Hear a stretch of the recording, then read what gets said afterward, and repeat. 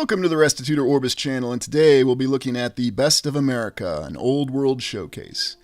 We're going to be looking at some of the most incredible edifices across the United States from the old world, and these are going to be buildings that we have not looked at in other videos on the channel. When there are buildings that I feel that compare to some of the types that we're looking at, we'll talk about them. We're starting with the American Radiator building in New York City, built in 1924. This is a hybrid style, supposedly, of Gothic Art Deco. When I look at a building like this and I see that they label it with two conflicting styles, Gothic and Art Deco, it's almost as though you get the impression that they didn't know how to categorize this building and they had to come up with some different sort of categorization. They say that the base of the building is Gothic and the top of the building here is Art Deco.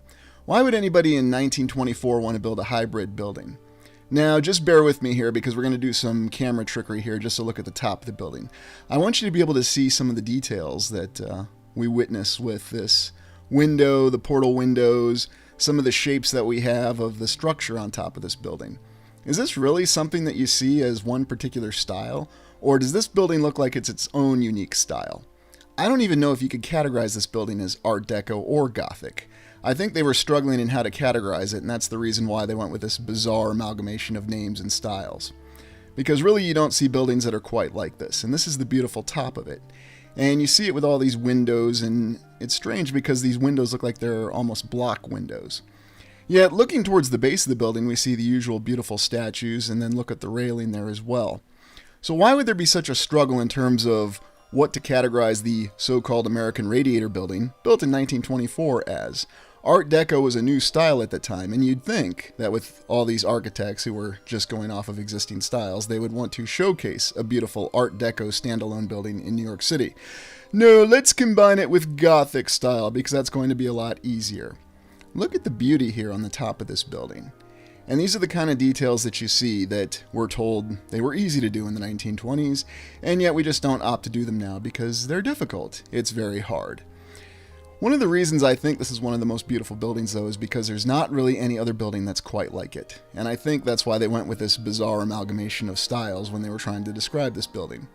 I mean, even the hand railing that you have by the windows is something unique and beautiful. And yet, when you look at this loading dock door, which is supposedly what this is going to be, or what we're told it is, why would you necessitate that kind of decoration around a loading dock door? Nothing really makes any sense, but we'll be told it's just the artistic beauty of the time. Here's the only interior picture that I could really find easily of this building, and again we see something that would be the hallmark of the Art Deco, the beautiful ceiling, interesting light fixture there, the floor, and then of course what appears to be the elevator room. Well, now we move on to the Niagara Mohawk building, built in 1932, and another Art Deco building. Now this might not seem like a tall or impressive building, but it's got quite an interesting story behind it. Supposedly, this was the headquarters of the national power grid for the entire United States. There's a feature on this building, though, that really gets our attention. Beyond the fact that it was built at the start of the Great Depression and completed, you can start to see the statue, or sculpture as they call it, on the front of the building. And we're going to take a very close look at that. The Spirit of Light, they called it. And the naming of the Spirit of Light is quite interesting because they say it was a contest amongst local school children. Apparently, the so-called sculptor, designer, or builder of this beautiful sculpture or figure or whatever you want to call it had no idea what they wanted to name it, so they asked local school kids. What exactly is this anyway? I mean, this doesn't reflect Native American. This doesn't reflect any sort of existing spirit or deity in the United States at the time in the early 1930s. So what's this really representative of? Is this Magneto prior to the X-Men? I'm not really sure. I'm sure if there was a historical account that this sculpture was transposed from an old Babylonian spirit that existed on some building in Iraq, and then they brought it to Europe, and then they moved it to the United States, people would believe that story. Because historical accounts are always reliable, even if they don't make any sense. I cannot explain what this figure truly is. It's beautiful, it's breathtaking, and it's what really makes this most beautiful of all Art Deco buildings interesting. The interior of this building looks like something we've never really seen before. A mix of modern and yet something that seems very old at the same time. Technologically advanced and something that defies easy explanation. And once again, I found interior photos of this building hard to come by. Look at these elevators and look at this room right here. It's almost as though we see a beautiful amalgamation of what seems to be granite and marble. And this is definitely a building I'd like to get inside of, but I have a feeling that it's very difficult, much like the Plummer building in Rochester, Minnesota. Now we move on to the GE building, built 1929 to 1931, a classic full-up Art Deco building. Yes, of course, General Electric would have a very beautiful building, and we're back in New York City. And look at the more classic Art Deco hallmarks that we see with sort of the staircase building style and then this very gorgeous tower. Once again, not very long to construct this building and yet made out of materials that we would not use today and that we can only use steel and basically plastic. I know I'm being a little derogatory, but I'm just amazed at what you see in the beauty of a tower like this, in a building that was built in such a short amount of time, and once again, after the market crash. Now, of course, we can justify that GE has infinite resources, or at least they can tie into infinite resources. And look at the top of this building. Again, you see these gorgeous figures and all this beautiful artwork, and you see an amalgamation of different styles. Of course, we don't have to try to call this one a Gothic building. This is just a straight-up Art Deco building. Look at all these figures and faces that you have right here below the portal windows, and the beautiful leaf motifs. It's as though you have a beautiful amalgamation of organic and inorganic on this building. Again, an artistic beauty that we just tend not to see in our modern buildings. And even this figure here. Not sure what to make of this. Did they name this figure as well? Is this the spirit of enduring American spirit? Is this some other bizarre name that we had local school children help us to think of because the architect, the builder, the sculptor had no idea what they were going to name their own sculpture? I don't know. We just always see these recurring themes of these stories, that there was a competition, that we had to have somebody come up with a name, and it's as though just having a simple name for a simple figure on a building that was only built not even 100 years ago is very difficult. And here you see it again with another aspect of this building and the beautiful conflicting architecture. There is a futuristic aspect of it that I always find inspiring and beautiful. And if you want to go ahead and believe that these buildings were easily built in the late 1920s and early 1930s, you're welcome to believe that without any other explanation. However, if that is true, and if the mainstream account is true, it certainly reflects a great fall of capability for our civilization. I like how they just affixed this very cheap-looking GE clock to the front of this beautiful building. Not that I'm saying that they just tacked that on at the end, but when you look at it, you get the feeling that, yes, that's something they tacked on at the end. And there's a few more interior photos of this beautiful building, and look at this. Incredible windows, an unbelievable ceiling and walls that reflect beauty, that reflect something that was of a time long past. And we even see the sun motifs again as well. And then, of course, looking here at the walls and the ceiling, just gorgeous detail, and something that we will never see in our buildings again. And when I think of our modern pencil skyscrapers that they're talking about putting up all over our cities, you just don't get the feeling that you're going to see anything like this that just inspires you to see from the outside or walk around on the inside ever again. Yes, I've got to say, I'm not a fan of pencil skyscrapers. Let me know what you think of pencil skyscrapers in the comments. I'm rather curious. And now we go to the Connecticut state capitol, built 1872 to 1878 in the great state of Connecticut. And this little arch out front here is their Civil War monument. Now, I have a big thing for state capitals, and frequent viewers of the channel know that one of my favorite buildings is the Iowa State Capitol. I believe that the Connecticut State Capitol, which coincidentally was built in the same decade, although in a shorter period of time than the Iowa State Capitol, is the only state capitol in the United States that compares visually, aesthetically, and in overall raw beauty with the Iowa State Capitol. Of course, they have the same story in Connecticut that they do in Iowa, where they had their state capitol in different locations, and they had a pre-existing state capitol, and then eventually it ended up in Hartford. Even the pre-existing state capitol, though, that they had was relatively beautiful and was no slouch. You have the pediment, you have the columns, you have the beautiful arched entryway. So why did they need a grander, more beautiful building? Well, I'm sure it's because they heard that those crazy people out in Iowa in 1871 were building a very beautiful state capitol that was going to have 5 domes. So they knew they needed to compare to it. Therefore, they had to build this beautiful state capitol. Now, they didn't go for the 5 domes. They went for the very tall, slender dome in the middle. And you can see why they would do that. Once again, you look at different photos and you can certainly see some issues between what the arch looked like, and who knows how old the arch is and what that's really from. A Civil War monument? Why isn't it a column? Or one of the other many Civil War columns that we've seen across the United States. And now you see the modern photos and you see just how beautiful this Connecticut State Capitol is. And you don't tend to see this kind of a dome with more of the height behind it, but then you also see a mix of the style with some of the different towers. And I'm just amazed at all the beautiful detail within this state capitol. And this is one of the reasons why I feel this is something that matches the Iowa State Capitol. Really, the only big difference being you have the tall, slender dome as opposed to the 5-dome aspect of the Iowa State Capitol. I love all the fine details, though, when you look closer at it. And the fine shapes and just all the ornamentation. And remember, it didn't take them that long to put up this particular state capitol. And yet we're supposed to believe that this is something that they just had nothing better to do at their time during the 1870s, and you need to build a very beautiful, ornate, and gorgeous state capitol with all this fine detail on the outside of it, all this fine decoration. Now here's a question for you to answer in the comments. Do you think that this was all sculpted, or do you believe that this was prefabricated construction? I think you know my opinion, but I'd like to hear yours. This is looking up in that beautiful dome, and once again, you're transformed to another world, an ethereal existence, if you will, where you see beauty mixed with some of these columns that are lifted high in the dome, and then just looking right up in the dome. You always get a very, how do I put it? Maybe it's an internal spiritual presence whenever you look up in these domes. And to a lot of people, they're just walking through another bureaucratic government building. It's very boring, and there's nothing beautiful about this, and if that's the way you feel, fine.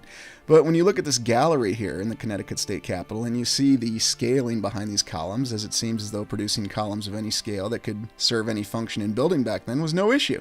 And they could do it in a massive level. Yet looking at the floors and the patterns and just all the sheer beauty, there is a brilliance in the Connecticut State Capitol that reflects a royal palace mentality. And that's how I referred to the Iowa State Capitol, and that's another reason why I feel this is one of the few state capitals that matches it. Every single room, regardless of what we're told its function is very beautifully adorned. It has beautiful ceilings, beautiful walls. You can't look in any single direction without feeling artistically inspired. Now, why is it we don't bother to do that in buildings today? I mean, look at these columns, even the top of the columns and the way they're decorated. Now, there is a video that focuses exclusively on the exploration of the Connecticut State Capitol, and it's on the channel for members, but I wanted to share some of the other details with everybody because I feel that this is definitely one of the most amazing buildings in the United States, and I hadn't covered it on the main channel before. And I think you can see why when you just look at all the decorative detail. There's nothing that they missed. Just go from floor to ceiling and you'll see it. You'll see it with all these beautiful columns, whether they're made out of marble, sandstone, granite, or whatever we're told they're made out of. And you look at the column on the right there, and you look at even the beautiful decoration in the structure that attaches to the top of the column. And then looking here at the Governor Buckingham statue from the 1891 photo to the 2019 photo, and you can see how enduring, how lasting the beauty, and the overall feeling of how new this building is. Well, now we go on to the Oklahoma State Capitol. This was built in 1914 and 1917. And again, covering buildings that I haven't covered before on the channel. And Oklahoma State Capitol, built during World War I, no less. And yet they have plenty of beautiful columns on it. And they have kind of a unique design with the dome and some of the columns that they lifted up in the dome. And of course, we got our traditional pediment because everybody wanted to build like that. It's interesting when you look at the design and the supposed evolution of the design of United States state capitals, and even the United States Capitol itself. I always found it interesting how many of the state capitals seem far more beautiful than the overall United States Capitol, but I suppose that's just a matter of opinion. I mean, yet they still share the same styling features. Looking on the inside of the Oklahoma State Capitol, we see the same kind of beauty that we see in the other state capitals. And yet there seems to be a slight variation on it, but is that slight variation in the actual structural construction, or is it just in the decoration that could have been done later? Yet again, looking up in another beautiful dome, and again, you get that same feeling of being inspired, transported to a different world, as though your imagination suddenly has the capability to take you anywhere, and you feel as though something is reaching you deeper inside. Perhaps that was the real function behind these buildings, and I suspect that it may have been with their original intention. We always see the same pillars, though, on the inside of all these state capitals, regardless of how many columns they use, whether on the inside or the outside. And that's why I think it's important to look at the interiors of these buildings, because they tell an entirely different story. I did not fully appreciate what state capitals really were until I considered the interior with this construction. And of course, we will never have construction photos of the interior because I guess that's just boring. Or maybe they didn't have a competition to decide who was going to take photos of the interior of the construction of the state capitol. Maybe they should have considered that if that's what really happened. Again, just unbelievable beauty, and you can see it here at the top of these pillars. And we do have some construction photos of the Oklahoma State Capitol as well. And very bizarre and questionable photos. Just a big field of dirt with this incredible building in the middle of it. I'm surprised they don't have the blocks all stacked up like they did in some of the other photos. Yes, this is what it looked like without the dome, and just having some trusses and some scaffolding, that's proof enough of construction. Of course, as I quipped earlier in the Iowa State Capitol when they showed some scaffolding on it that was established as recent as 2019, well, then they could say that they built that in 2019. So who exactly knows about the veracity of these pictures and what's really going on? And again, we have our cranes, and this is supposed to be enough to convince us that, yes, this is when the building was built. And now we go to the California State Capitol, built 1860 to 1874. So again, another state capitol in the mid-19th century. California is something that I haven't really touched much yet in the channel. It really deserves its own series of explorations because of some of the things that defy easy explanation. And you see they have a very beautiful state capitol, and of course we'll be told that it's been renovated many times, and that's why it looks so beautiful and modern, even though it has the older stylings of construction that were apparently so easy to conduct. This is one of the earlier state capitals in California. I like those two columns out in front there. This almost looks like a beautiful house that someone decided to put a couple columns on the front of, and then they operated it as the state capitol. I mean, because how are you supposed to know unless you have columns? And here's a later edition of it. Now, there's also conflicting accounts in terms of where the state capitol was in California. And of course, people will say, well, just do your research. So you can do your research. And how do you know the accounts that you're reading are accurate? I mean, if you want to believe them, that's on you. Apparently, there was a debate that they were going to move the state capitol to this beautiful postmodern or brutalist architecture building in California in the 1950s, 1960s. I'm kind of surprised that they didn't, because it seems to fit with the theme that the powers that be want California to go today. But nevertheless, they still have this beautiful state capitol, and this is its final completed photo, supposedly, in 1874. At least that's what the account I looked at said. But who knows if that's accurate or not. Very beautiful with the pediment and the columns, and then the usual dome. Yes, I could just see Arnold Schwarzenegger making his way through here every day. I really enjoy being in the state capitol. I feel very inspired when I look up into the top of it, and I see the beautiful lights. It's gorgeous, and yet you see some of the styling cues that you see in the other state capitals looking up in the dome. And I kind of like that sun motif up there. Okay, I don't kind of like it, I really like it. And I also like the portal windows up there. So again, everybody all across the United States able to throw up their state capitals without any consideration.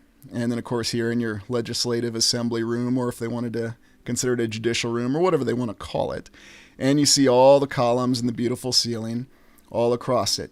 Again, more signs of beautiful construction and signs of capabilities that, for some reason, we just decide not to use today, although we're told ad nauseum that we have these capabilities today. Look at this floor.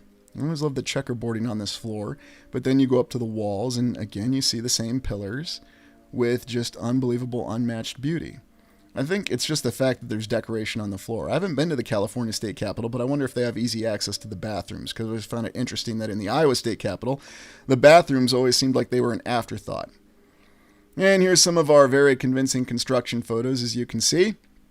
Yes, I always like how there's a very fine line in the construction and no one ever on the construction site, but I'm sure that's just a coincidence, or once again, like I said earlier, they didn't have a competition to determine who was actually going to go out there and take the photos. Here we go. This is a more comfortable one where we just have what appears to be a lot of debris around the base of the state capitol as they're building it. Because remember, they didn't have safety standards back then, and that's how they were able to achieve all this stunning architecture. Well, now we shift gears and we go to the Greystone Park Psychiatric Hospital in New Jersey. And this is another beauty that was supposedly built from 1876. It should be noted that this entire building compound was once the largest building compound in the United States until it was supplanted by the Pentagon. So just keep that in mind. Yes, another one of our famous asylums, and apparently they were just overwhelmed in New Jersey and they had to build this one. And look at the beauty within this structure. Unfortunately, this structure is no longer with us, so we have to look at historical pictures, but we're told that this is one of the classic Kirkbride asylums, naturally, because it has the bat shape. But I've always speculated that the asylums had a very different intention and purpose, and that they may have served something with the original society as a sanctuary to survive the reset.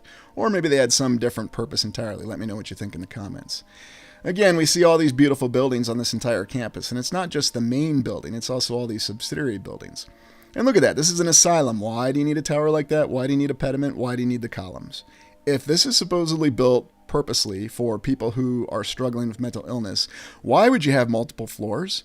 Why wouldn't you just have a building that's spread out across area? And don't tell me they didn't have area available to spread these buildings out as a single floor.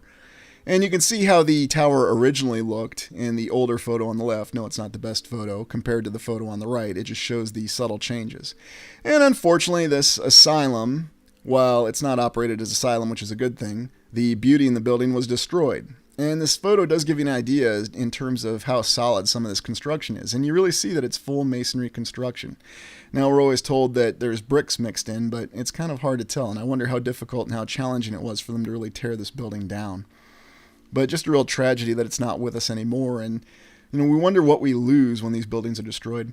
And now we go to the state hospital in Napa, California, founded in 1875. And as you can see, it's just a beautiful, large castle complex. What's the point of all the fairy tale pointed towers on this? I mean, why do you put pointed fairy tale towers on a building that's built from the ground up to be an asylum? In California in the 1870s, or whenever it was actually built, because there's conflicting accounts on that as well. I'd love to see somebody in the comments tell me that they brought every brick of this building from somewhere in Europe because it was so easy to transport things across the Atlantic and then haul it on the railroad and then build it just as perfect as it was in Europe. But you don't get that kind of account with this sort of building. Just beautiful fairy tale towers, and once again I question, why do you have to have multiple floors for people that are suffering mental illness? That doesn't make any sense. What's the big tower for? So you can look out the window and see the great hills and mountains in the distance, as, let's be honest, California topographically is a very beautiful state. They even go so far as to say that the state hospital survived the great earthquake of 1906 with only minor damage. And they even call it a castle here. Well, of course, it's a castle. What else is it going to be? And then they tell us that it was torn down in the 1940s, but the institution continues. Of course it was torn down in the 1940s. The 1940s is an interesting decade where we see that transition from the quote-unquote Art Deco to the brutalist or postmodern construction styles, as we'll be told officially. Now Grant's tomb, 1892 to 1897, for former United States President Ulysses S. Grant and Civil War hero, as we're told. For some interesting reason, Ulysses S. Grant gets the most beautiful mausoleum, I would say, of all the U.S. presidents. You can look at some of their other mausoleums, and we have looked at some such as Garfield and McKinley in Ohio. But this is in New York City. And we see this is a beautiful building with the classic columns and the beautiful decoration, and an interesting tower roof that seems to reflect the old mausoleum at Halicarnassus. We can never get away from that, can we? It seems to appear in many United States cities. This is a little painting of it, but this was in the 1890s, and it's interesting because Ulysses S. Grant has quite a, we'll just say, checkered history as president of the United States. It depends what time you're looking back on it, and studying history for many decades, I've noticed that sometimes they reflect on him very positively as president, and other times all they can do is talk about the numerous scandals that plagued his presidency. He was supposedly the general of the Union armies that led them to victory, although the tactics behind it led to a lot of questioning since he preferred frontal attacks. Looking back to the building, though, we see that the construction photos bring up the usual questions, and yet we see that this is a very beautiful building. Why exactly did Ulysses S. Grant get this incredible mausoleum? It's also interesting when we consider the fact that Grant was the last president who lived in essential poverty. It wasn't until the publishing of his memoirs that he was able to restore his family's wealth status. He also had quite a period of lean finances that occurred between his original career in the United States Army and then his service in the Civil War. So, again, many conflicting accounts, and they even go so far as to say they had to raise money for this mausoleum. It's beautiful. And yet it's the most beautiful mausoleum of all the presidents in the United States. It's even nicer than what Lincoln has, and Lincoln's considered by many to be the best president aside from George Washington. By the way, take a look at what George Washington has. It's very modest itself, especially compared to this. Remember, this is just a mausoleum for a passed away president. And yet you see beautiful architecture, beautiful details, and things that are not easy either. Large masonry architecture in the middle of New York City. It's beautiful. And yes, it is a fitting tomb for anybody, I would say. I like the fact that once again we seem to have these added on decorations. We have this very interesting picture of General Lee, who is shaking Grant's hand, and it's supposedly, I suppose, reflecting the surrender at Appomattox. But just look at the gorgeous detail and beauty within this mausoleum. Don't focus on the paintings. Look at the beauty in the structure. All these little squares and all these arches, and then the tower itself along with the windows. 1890s. A mausoleum for a former president.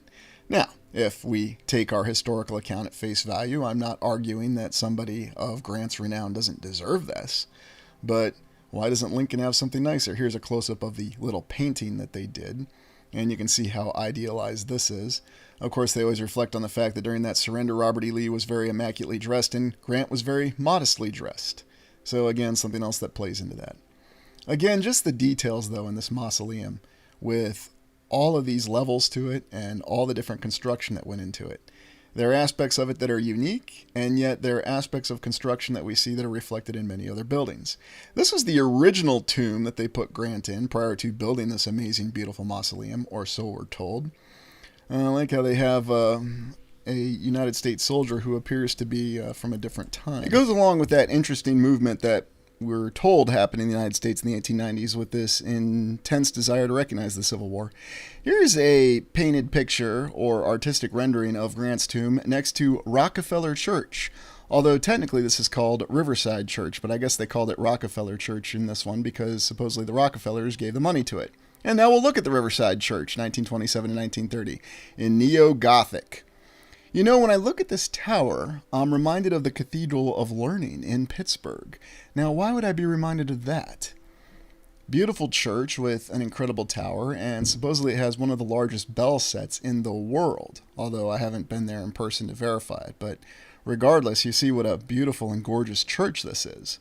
We'll be told that this is supposedly a non-denominational church, whatever meaning that actually has, and you can see this beautiful tower, once again, still in New York City, and Grant's tomb off to the left, so this gives you a full vista with what that old skyline looks like. And then, there for comparison, you have a nice brutalist building there to the right. Doesn't that look so beautiful compared to this beautiful church and even Grant's mausoleum? Yeah. That's one thing about New York City. You can always see these nice conflicting styles, and yet many people just walk by it every day or walk through it every day and don't even think anything of it. I also like how the visibility of this tower changes during different times of day with the sunlight, as though you can get different colors and different artistic beauty just out of how the light reflects off of this building. Well, it's old masonry construction, it's rustication, give me any one of the other explanation that you have, fine, so be it. I enjoy the fact, though, that this building seems to have different aspects to it that provide beauty and show a combination of architectural styles. Of course, we'll be told that well, it was just Gothic, and they had all kinds of things like this in Europe. And yet, this is another example of a beautiful church in the United States. We looked at the cathedral in St. Paul, Minnesota, not St. Paul, London. That compares with any of the most beautiful churches in Europe. And when you look at the interior of this Riverside Church, or Rockefeller Church, whatever you want to call it, you see that it has that same kind of internal and interior beauty. Remember the construction timeline on this, and then compare the construction timeline we're given for all the beautiful churches in Europe, which they say took hundreds of years or longer. And yet we see the same architectural stylings, the same kind of beauty and detail. This is a church in New York that we're told was built in the late 1920s. And yet we see the same kind of beautiful details that we see in the most beautiful cathedrals and churches across Europe that were built before both industrial revolutions, as we're told by the official historical account. And yet look at the interior of this beautiful church. And you see the arches and, again, all the small columns with the scaling. And just unbelieved detail and beauty. And yet it looks exactly like the architecture that we have in Europe. That was supposedly done with hundreds of years separation with entirely different methods.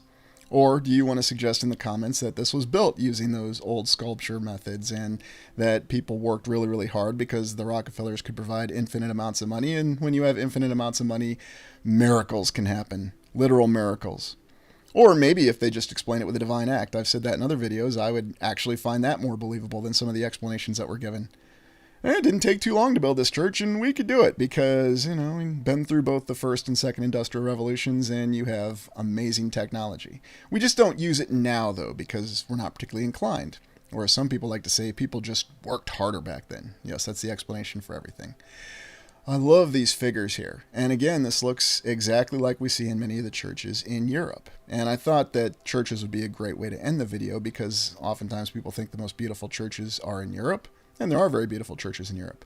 Yet when you look at the United States, the quote-unquote New World, you see architecture, beauty, and detail that matches it.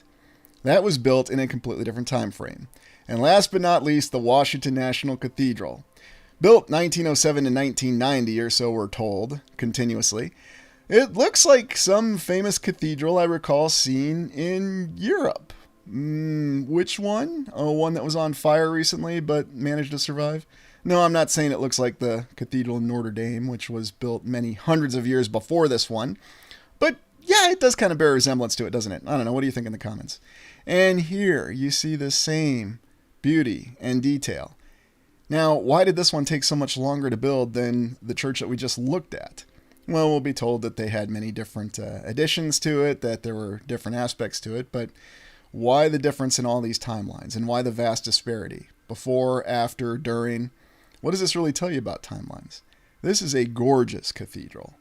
And you see it on the inside with the arches and the massive pillars and the columns, and oh yeah, flying buttresses. So you see, they couldn't just do that in Europe pre-Dark Ages or Middle Ages or whatever you want to call the medieval time period. It has many different names. But we could also do that in the 20th century United States. It just took a long time.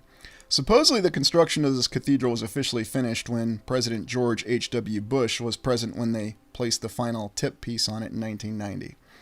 So yeah, I guess they try to cover themselves with a bit of an extended timeline on this one, but then seem to forget that they have different timelines. Look at the beautiful windows in this church as well. The same sort of coloring, the same sort of technology, yet applied at a completely different time frame from what we're told based on the historical account. You know, it's kind of funny to me. Let's just say that perhaps the cathedral in Notre Dame was destroyed in one of the world wars, and there'd probably be the story that they took every single block and then reassembled it exactly as it was in the United States, and people would believe it. I'm sure they would. Just look at how unbelievably large and detailed this construction is. Now, there's some construction photos of this cathedral, but I'm not going to put them in this video because, quite frankly, they're insulting. They don't really answer anything, and they don't even seem real. But this edifice is real. This unbelievably beautiful building in Washington, D.C., in the United States of America, that bears a striking resemblance to the best cathedrals of Europe, not just in size, but also in architectural beauty. And people won't question it. They'll go in this cathedral for whatever presidential service that we're having, or whatever blessing that we're having, again, supposedly non-denominational, again, whatever that means. They supposedly call this Pilgrim's Hallway. I'm not exactly sure why, but look when you see the scaling on the columns here, and all this detail. This just doesn't make any sense, and if you try to go off of the mainstream account, or the mainstream narrative as we call it, how exactly do you reconcile this with all these inconsistencies? You have to just turn a blind eye to it, and you have to just believe whatever you're told. And I understand why people would want to believe that, because that's what you've been told your entire lives, and it's very difficult to think that perhaps this gorgeous window might have had a different function, that this building either could have been from a different civilization, or it was from a different timeline or a different reality. It just doesn't make a lot of sense, and I thought that's why this would be something to show from the showcase of the best of America. It does compare with the best of Europe, despite being separated by hundreds of years and a couple industrial revolutions. So what do you make of it? Let me know what you think in the comments. Well, as always, ask questions, explore yourself, and you restore the world. Please like, comment, and subscribe. And thank you for joining me.